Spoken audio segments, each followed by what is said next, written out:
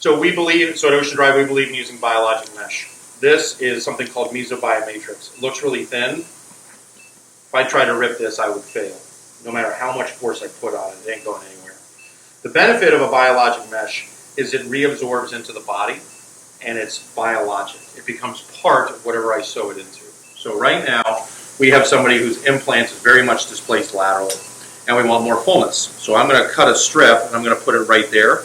And then after I'm done with that, if I need to, I can put a strip here after I put the implant in to maintain and lock in my position. Consider it almost like an internal camisole. A strip of this is going to limit the ability of the implant to move laterally.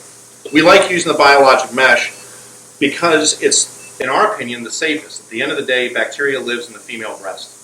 If bacteria gets into this, we put you on pills. But if bacteria gets into something that's not biologic, I have to go in and take everything out to get rid of the infection. That's the biggest difference. What's the problem with this? It's cost.